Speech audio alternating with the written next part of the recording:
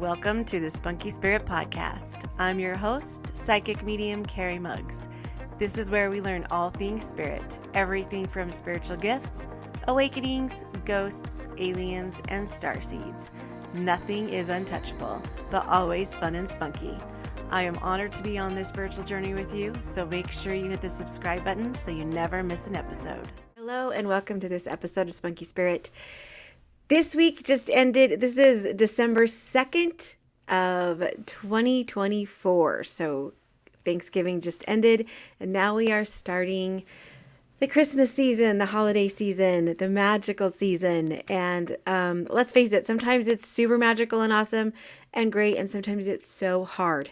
You can either be going through grief because of somebody that you lost that isn't around anymore, or you could be grieving because being around family is hard. And when you were little, you didn't understand that drama unless you were in a traumatic family, right?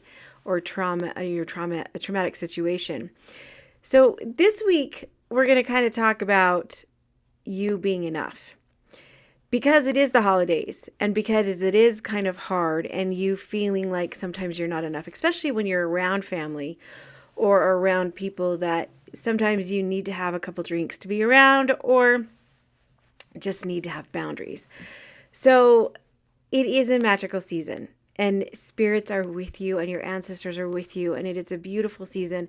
But sometimes you only find glimpses of that because it's also chaotic, and it's also hectic, and it's also super hard when you've lost somebody that you've loved, especially during, well, I was going to say this year, but any year, going through a holiday season without someone that you were very, very close to, a lost loved one is difficult, no matter how many years have passed. So the reason why you guys might not think that this is a spiritual topic, right? Being enough, but it actually very much is. And the reason why is because, and I think I've said this before, it used to be believed that we are at our highest frequency when the highest frequency is love and gratitude. So, when you're with your family or you're with your loved ones, if you have gratitude and love, then you're at your highest frequency. But they've had a new study done, and the people with the highest energy, or the highest, and I don't know how they measure this, but they did. The people with the highest energy or the highest frequency were people who were being authentic, people who were being themselves. And it's hard to be in love and gratitude, and it's hard to be authentic when you're people pleasing, when you're seeking approval from others, when you're trying to be someone you're not at family functions, or just in general, right? Like, the reason why I'm talking about holiday family functions is because it is the holiday season, but this can be just in general. And so, because we do tend to be someone we're not at family functions, because we want the approval of our siblings or our parents or our grandparents or even our own children, right? And so we just want so badly, like, I know for me, sometimes I want so badly to create this magic that I had when I was little for Christmas, and I want to recreate it. And it's hard when you have adult children. It's not hard though for the grandkids, because they love the magic. They love it. They don't know the drama. They don't know everything that's going on. So I just want you to know that you are enough right now, as you are in this moment. You are enough. And I was just watching, believe it, this morning, a little clip of a video. I think his name's Bashar. I'm not sure. But she says, why do I care? She asks, why do I care so much about what people think? And he's like, why do you? Because when you feel like they don't think you're enough, when somebody doesn't think you're not good enough, it only affects you if you believe it, right? So somewhere deep inside you believe that. You believe that you weren't a good parent, or you believe that you weren't a good spouse or a good child or a good worker or a good person even. Somewhere along that line you believe it. And I remember telling, back in the day when I would do some coaching for people, for women especially, I would say when somebody tells you that you have green hair, it doesn't affect you. If you have black hair and somebody says you have green hair, you're just like, no, I don't. And it doesn't really affect you because you know it's not true. You know with every fiber of your being, you know that that's not true. You don't have green hair. So you don't believe it and you kind of think they're crazy and you just kind of like throw it off, right? But if somebody tells you you're overweight or you're rude or you're mean or you're something, and you kind of believe that, or maybe you think that it might be true deep down somewhere, then that's when it gets you. That's when or if if you feel like you did your best in that situation and you couldn't have done it better, that's when it gets you. That's when you're like, is there truth to that? And that's when you start second guessing yourself. And we also always do this thing that's kind of held in our sacral chakra. And it's the thing, once I get to this point, I'll be happy. Once I get married, I'll be happy. Once I get married, I'll be good enough. Once I lose 10 pounds, I'll be good enough. Once I get that promotion, I'll be good enough. Once I make this amount of money, I'll be good enough. Once I'm successful, I'll be good enough. We play that scenario and we think that we have to reach a milestone or we have to be at this expectation to be good enough. And in reality, you are good enough right now as you are in this moment. You've made it. You've made it. And it doesn't matter if you're in the middle of the chaos. It doesn't matter if you're in the middle of the grief. It doesn't matter if you're in the middle of healing. It doesn't matter if you just woke up this morning and you have an addiction problem and you want to be like, I want to change. It doesn't matter. You are good enough because you exist. You exist and you are here because you wanted to be here. I know that's crazy because sometimes we're like, what the heck? But you are here and you are good enough because you make a difference. And whether or not you feel it or not, you do. And you make a difference to somebody somewhere. And it doesn't even matter if it's somebody somewhere, you make a difference to you. You are here to be authentic and find joy. You are not here to please anybody else. You are not here to please your husband or your wife or your parents or your children or anybody, grandpa, grandma, anybody. You are here to find joy and please yourself, to be authentic. And we try so hard, especially, and I'll even people pleasing. I grew up a people pleaser, and I have quite a bit of narcissistic people that have been in my life, and it's hard when you're an empath and you want so bad to people please, and you want people's approval so badly that you change for that person. I call it the chameleon. You become a chameleon. And in reality, the only person that you need to be good enough for is yourself and your creator. And I have news for you. Your creator loves you regardless. Like so much love. It is unconditional. And so even if you feel like you make mistakes, to the creator, failure is just a look at yourself to create better, right? To create. And what is better? And by what measurement is better to somebody else, right? Success to you could mean success to somebody else completely different. Success to one person could be having wealth and monetary wealth, and success to another person could just be having a healthy relationship, right? So you kind of have to define what success is to you and what you want, not what anybody else wants for you, but what you want for you. And so, and I know this is really hard, especially in marriages, because there's a co-creation kind of thing going on. But as long as you're trying to better each other, and as long as you're trying to help each other and not control each other, then you should be able to be your authentic self. If you find somebody who loves you for who you truly are and tries to help you be better and not hold you down and not want you to be at their beck and call.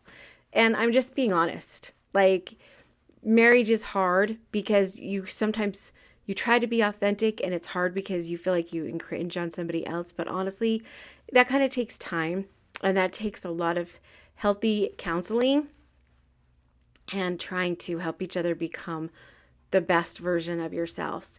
And sometimes that doesn't work. And so you have to decide if you want to stay in it or if you want to create the best version of yourself somewhere else.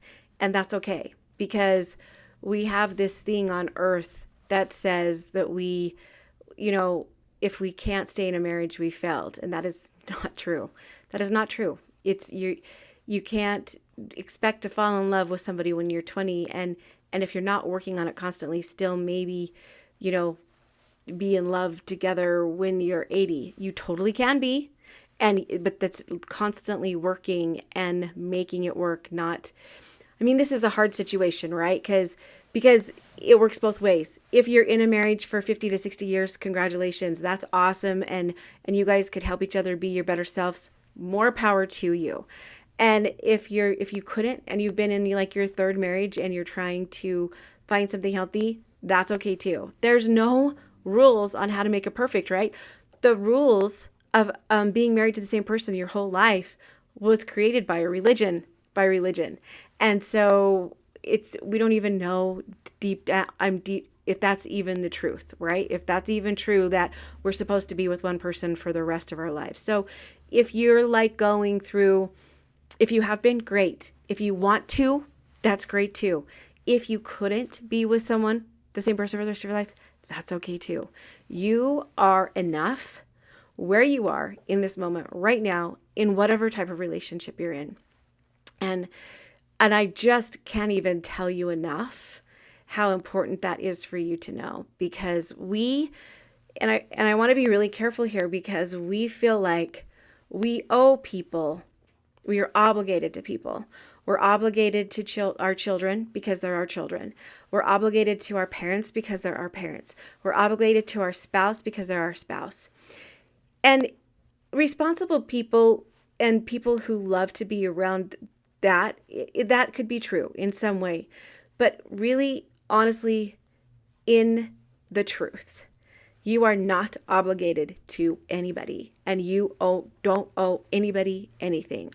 Now, that being said, I'm looking kind of like at older children, because if you have children, you need to take care of them, you need to give them love and shelter and clothing and the most healthy life that they could have until they're older and grown, and then they can decide what they want to do. And if part of that decision is not being around you as a parent, that's their deal. And you are still good enough. As long as you can look at your Creator and say, I did the best I could, and really feel that in your heart, you owe nobody anything. So your kids, it works both ways too. You don't owe your kids anything, and they don't owe you anything. They're not obligated to you just because you had them. And you're not obligated to them just because you had them. And same with parents. You're not obligated to your parents just because you had them, just because they had you. And they're not obligated to you because they were your parents. In this society today, we feel like because they're family, we're obligated. Because they're my family, I have to go to Thanksgiving. Because they're my parents, I have to go to Christmas because I'm obligated.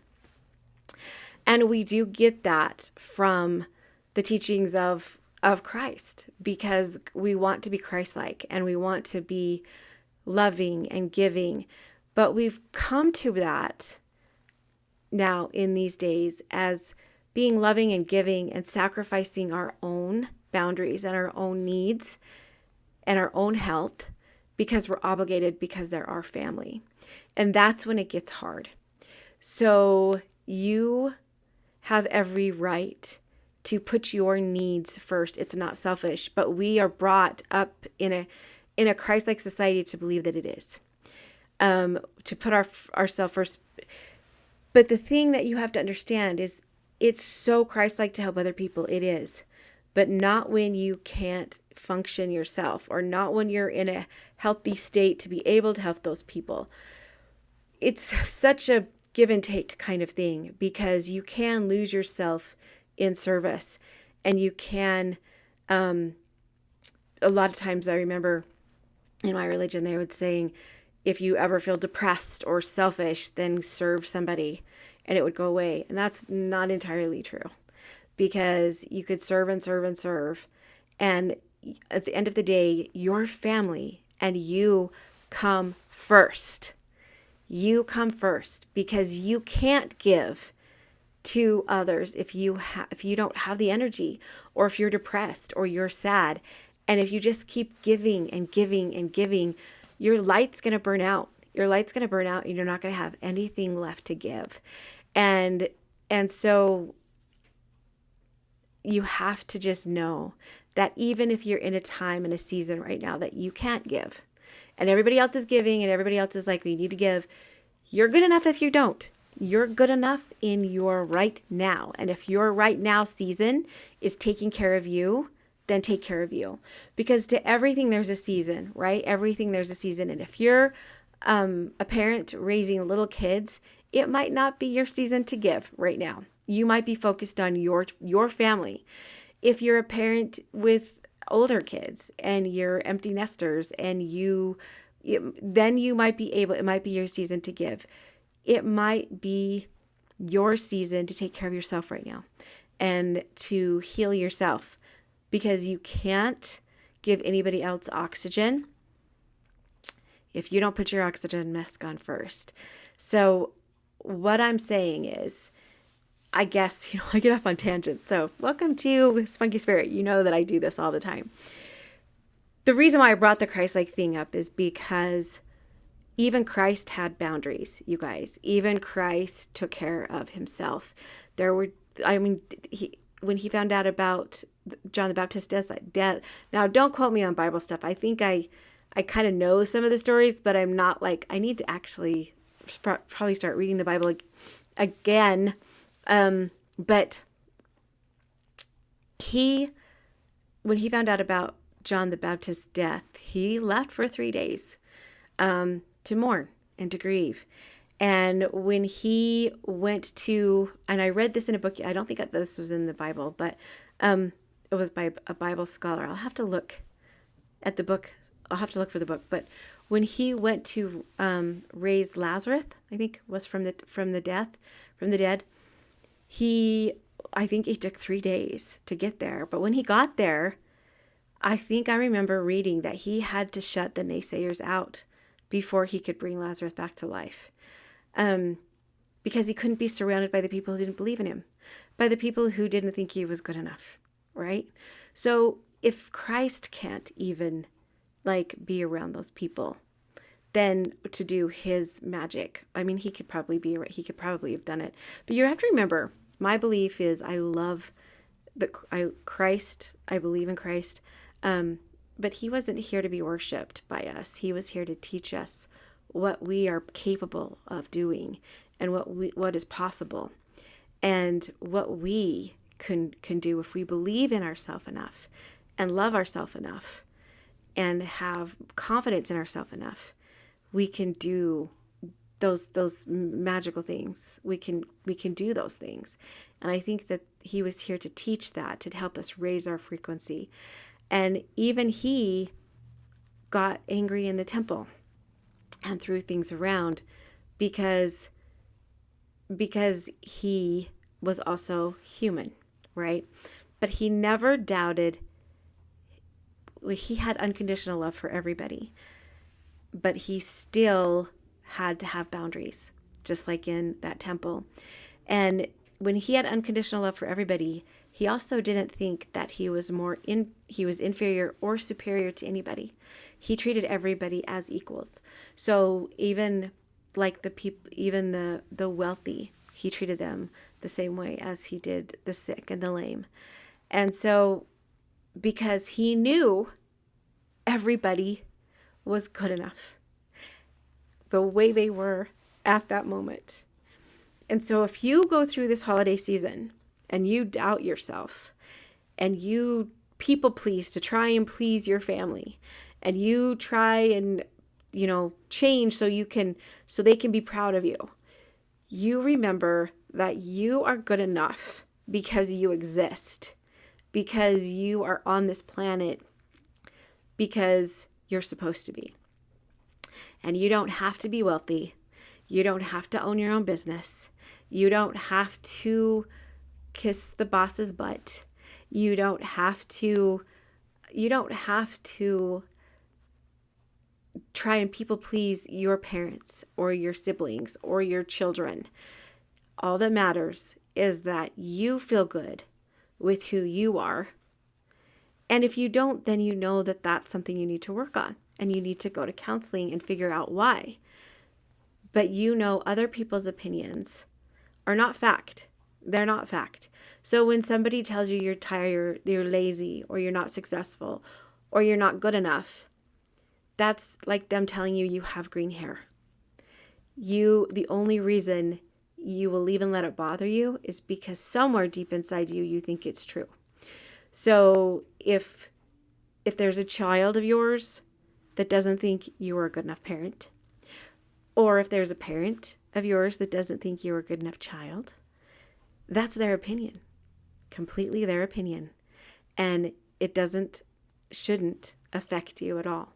Because if you did the best you could, there's nothing else you can do. And if you don't think you did the best you could, then go to counseling or go to that child and try and talk it out. But you know what? You are enough right now in this moment. And here's the thing. Karma is real. Karma is a very, very real thing. And it's not a revengeful thing. It's just a universal law. So if somebody is putting out to you that you're not good enough, or if one of your spouses, siblings, or children are putting out to you that you're not good enough, 100%, it will come back to them. It will come back to them. And down the line, they'll be put in the same spot in a similar situation. And not that it's revengeful. It's just that you get what you put out there. And you reap what you sow.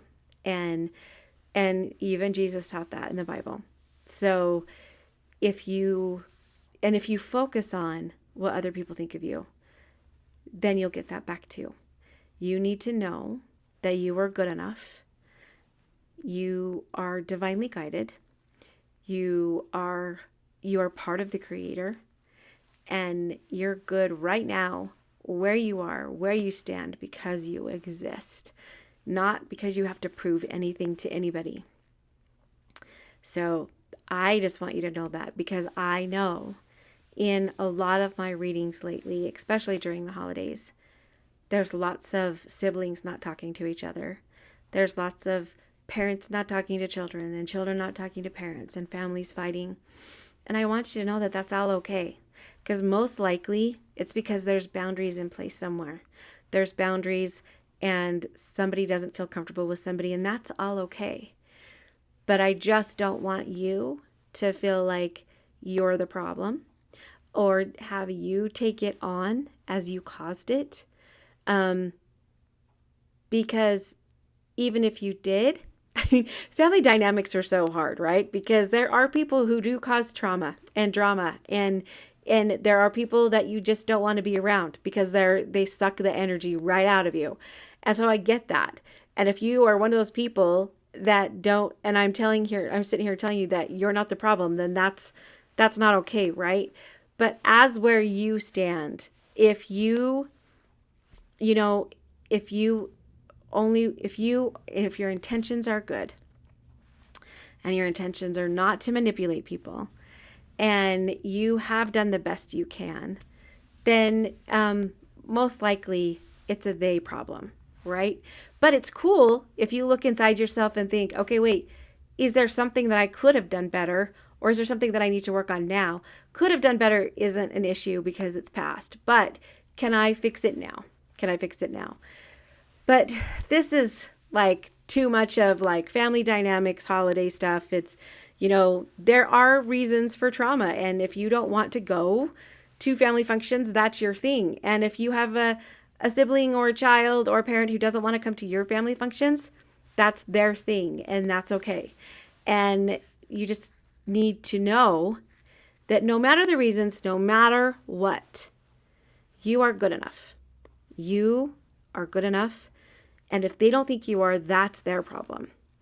And you need to not dwell on that. That's what I'm trying to say. You are loved by the divine. You are part of the Creator. And so are they. But for some reason, you're just not meshing. And it's okay. Don't look down on yourself for that. This really went really far on a tangent of me just going to take 15 minutes to tell you that you're good enough. It's just hard because there's so many different components to family dynamics, and there's so many different boundaries, and there's families are tough, but they also can be beautiful and loving, and there can be people in your family you don't get along with, and there can be people that you are like twins with, and so just don't be so hard on yourself. And just know that you are loved. And a lot of that too, if it's not worked out on earth, it will be worked out on the other side. Because when we go over to the other side, we'll see each other's life. You'll see your life review, and you'll see why people do the things that they do. And you'll have a lot more compassion. And same with them. They'll have a lot more compassion. So don't focus on the drama. Don't focus on the, well, she said, he said. Don't focus on, well, this person, I don't want to be around this person. Focus on the beauty and the love and the magic. I really, honestly have just started focusing on the grandchildren because bless my grandma's heart, I feel like, she would make a big gathering, very special Christmas gathering. But as a child, I never saw the drama with it. I never saw my dad drinking all the time at this Christmas. I mean, I saw it, but I was used to my dad drinking, right? But I didn't know that others looked down upon it. I didn't know that there were, sibling rivalry. I didn't know that some of the kids didn't like my grandma. I didn't know any of that. And so now I look on it and think, wow, I was either oblivious to it or I was a child. And children, when they're really young, they don't know. And that it doesn't matter to them because all they see is the magic.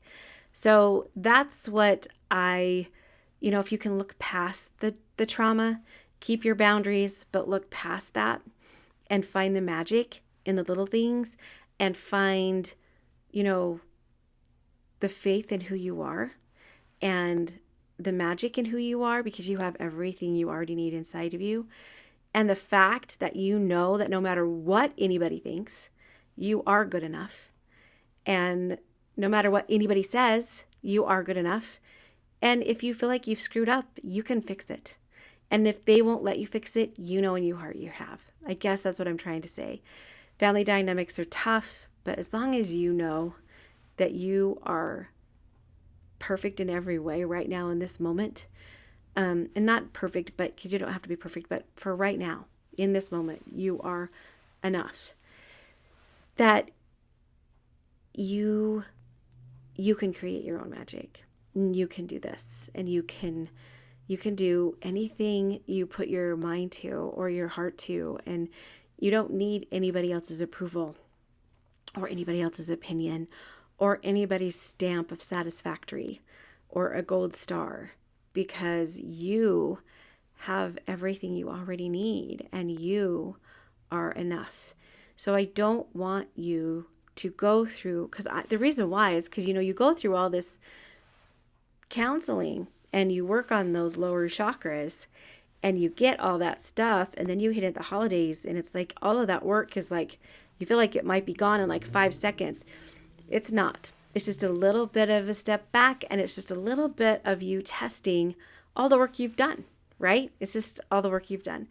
And just know too, I do so many readings and there's just so many people out there that are having family trauma and they don't get to see some of their loved ones at Christmas. because somebody chooses not to come, or somebody chooses not to be part of the family anymore, or somebody chooses, it's not just it's a very common thing that comes through in almost all my readings.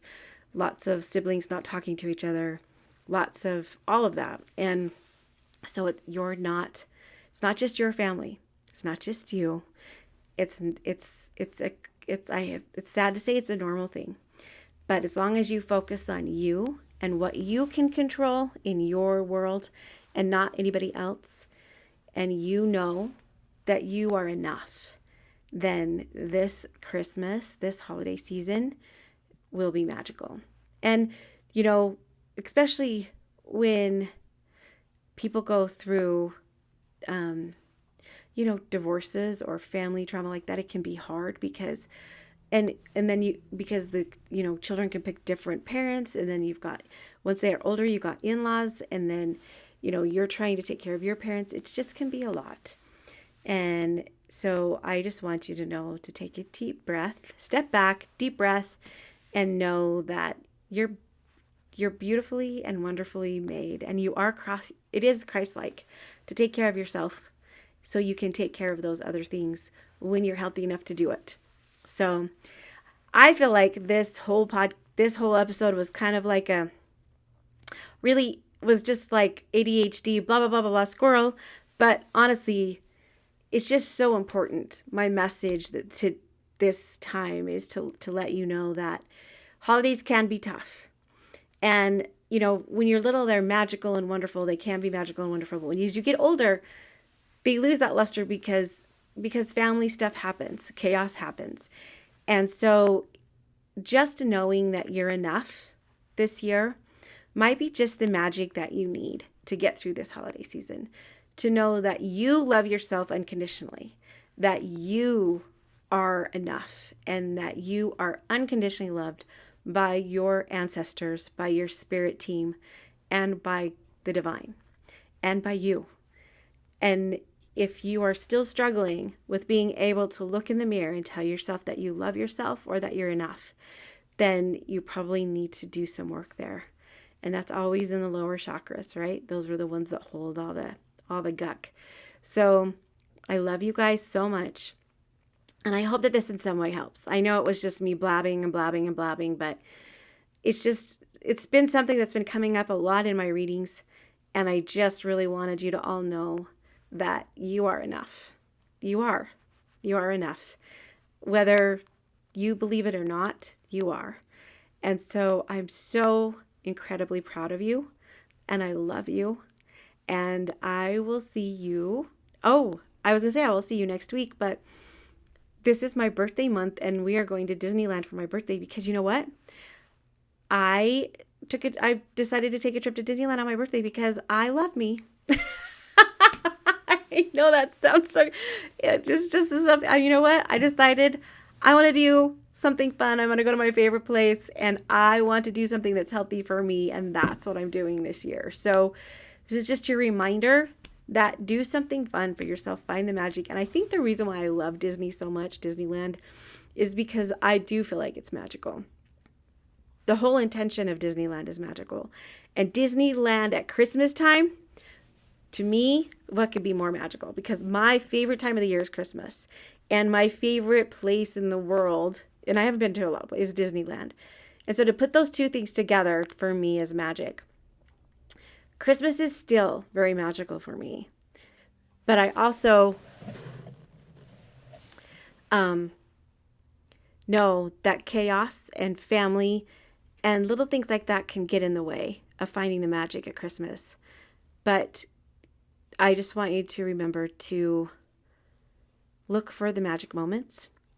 And part of the magic is in you, not in somebody else, not in somebody else's approval of you. It's in you. So I love you guys so much, and I will maybe see you next week. I'll try and get one done before I go to Disney. Okay, love you guys.